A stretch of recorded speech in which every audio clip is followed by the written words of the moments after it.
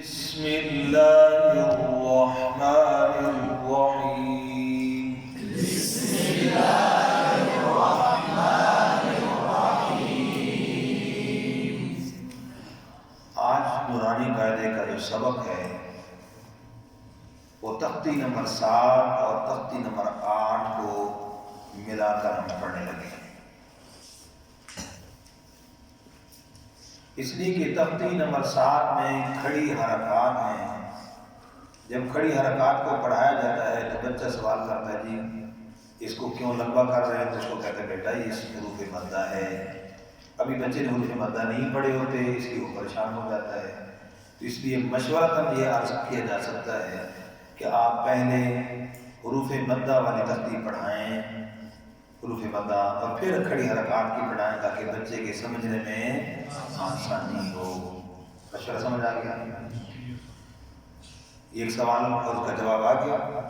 دوسرا سوال کہتے ہیں پھر قاری محمد صاحب رحمۃ اللہ نے اس کو پہلے کیوں لکھ دیا؟ جب پڑھانے بعد میں چاہیے تو پہلے کیوں لکھ دیا؟ اس لیے کہ پہلے حرکات کی ترتیب چل رہی تھی، ایک حرکت پھر 2 حرکت پھر یہ کھڑی حرکات۔ اس مناسبت سے قاری محمد صاحب رحمۃ اللہ نے اس تختی کو اس کے ساتھ ترتیب سے لکھا ہے۔ بات سمجھ گئے؟ اسی طرح پھر اس تختی کے حوالے سے متعلقہ سوال کہ با کھڑی زبر با، یہ جو لکھا ہوا ہے تو یہ کھڑی زبر بال پڑھتے ہیں با، کھڑا زبر با، تو کیا پڑھنا چاہیے؟ پہلی بات تو یہ ہے کہ کوئی کھڑی پڑھے کوئی کھڑا پڑھے کوئی حرج نہیں، اس میں کون سا کوئی معنی بدلتا ہے؟ ایک بات۔ دوسری بات یہ ہے کہ دونوں لفظ ایک جگہ اس طرح استعمال کریں گے بچے کے لیے بھی آسان ہوگی۔ با کھڑی زبر با، با کھڑی زیر بھی، اس طرح دونوں ایک جیسے الفاظ استعمال کریں گے تو بچے کے لیے پڑھنے میں آسانی ہوگی۔ اس لیے مشورہ یہ ہے کہ کھڑی کا لفظ استعمال کریں گے تو آسانی رہے گی۔ دوسری بات استاد محترم قرسین صاحب رحمۃ اللہ علیہ فرمایا کرتے تھے کہ یہ حرکات مؤنث ہے، با کھڑا زبر با نہیں کہنا، با کھڑی زبر با کہنا ہے۔ اور الٹی پیش پر بھی فرماتے تھے کہ با الٹی پیش ہو، حرکات مؤنث ہے، اس مناسبت سے کھڑی زبر کھڑی زیر اور الٹی پیش کہنا چاہیے۔ سمجھ آ گیا؟ چند باتیں عرض کر رہا ہوں بڑی کام کی توجہ سے۔ پھر ایک سوال کہ اس تختی میں ترتیب جو رکھی ہے وہ کون سی ہے؟ تو استاد محترم قاری صاحب رحمۃ اللہ علیہ فرماتے تھے اس تختی کے اندر جو ترتیب ہے وہ ترتیب تجویدی ہے۔ کیا مطلب؟ کہ نون ساکن کے جو قاعدے ہیں اس کی ترتیب کے مطابق حروف لکھے گئے ہیں۔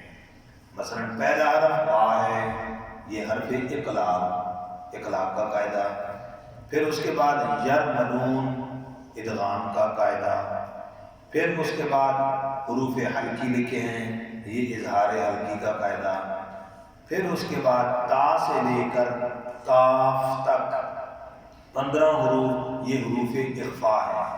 کیا ہے بھائی؟ اس کے بعد پھر آگے حروف انہوں نے مکس لکھے ہیں، ٹھیک ہے جی۔ بہرحال اس کے اندر جو صحیح بات ہے وہ یہ کہ کھڑی حرکات ایک حرف پر ایک ہی حرکت ہوتی ہے، یہ بالکل درست ہے۔ بعض قاعدوں میں ایک حرف کے اوپر 3 حرکتیں لکھی ہوتی ہیں، لیکن رسم کے اعتبار سے وہ درست نہیں ہے۔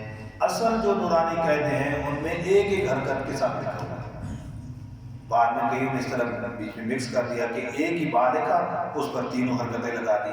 تو قرآن پاک میں کوئی ایسا حرف نہیں ہے جو 2 یا 3 حرکتوں کے ساتھ لکھا ہوا ہو، اس لیے مصحف عثمانی کی رسم کے یہ خلاف ہے، اس لیے ایسا لکھنا درست نہیں ہے۔ تو اب وہ حروف مدہ کی تختی کو اب پڑھنے لگے، پڑھیں گے تو کیا طریقہ اس کا؟ 2 طریقوں سے ہجا کیا جاتا ہے، دونوں طریقے کتابی طریقے ہیں، دونوں بڑے اساتذہ سے اکابرین سے چلے آ رہے ہیں، لہذا اس میں کسی سے بحث مباحثے کی ضرورت نہیں۔ کیسے پڑھیں گے بیٹا؟ ایک طریقہ وہ جو عام عرف میں چل رہا ہے، جیسے حرف کا نام لیں گے، پہلے دونوں حرفوں کا نام اور بعد میں حرکت کا نام لیتے ہیں۔ با، الف، زبر با، با، واو، پیش بو، با، یا، زیر بی، ایک یہ طریقہ سمجھ گئے۔ اب میرے استاد مطلب جو طریقہ پڑھایا وہ دوسرا طریقہ ہے، میں اسی پر ہی زور دیتا ہوں، اسی کو پڑھاتا ہوں۔ کیوں کہ دونوں طریقے کتابی ہیں، دونوں اکابرین اساتذہ سے آ رہے ہیں۔ میرے استادوں کا یہ طریقہ، اس کی بھی ایک سند چلنی چاہیے اسی طریقے سے، باقی غلط کوئی بھی نہیں ہے، دونوں ٹھیک ہے، سمجھ گئے۔ دوسرا طریقہ کیا ہے؟ حرف کا نام لیں، پہلے حرف کے نام کے ساتھ ہی حرکت کا نام لیں گے، پھر اگلے حرف کا نام لیں گے۔ اب میں وہ کہلواؤں گا آپ کو، ساتھ ساتھ آپ میرے پڑھیں گے۔ با، اور یہ اشارہ دیکھ رہے ہیں، بچے کو کسی طرح اشارے کے ساتھ پڑھاتا تاکہ بچے کا ذہن جائے میں زبر اوپر ہوتی ہے، زیر نیچے ہوتی ہے، پیش اس طرح اوپر ہوتی ہے، یہ اشارے کے ساتھ، ٹھیک ہے۔ با، زبر، الف، با،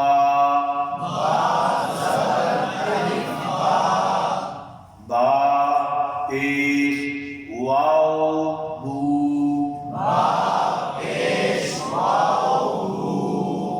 با، زیر، یا، بی، با،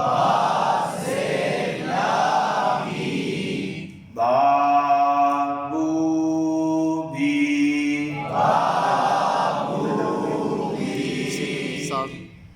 سمجھ آ گئی نا، اس طریقے سے۔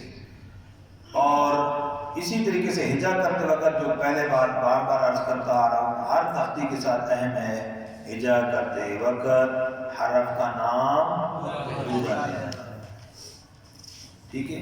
اس لیے تا، پیش، واو، اکثر بڑے تا، پیش، وا، تو، یہ وا، صاد پیش سو، صاد پیش صاد، پیش، واو، سو،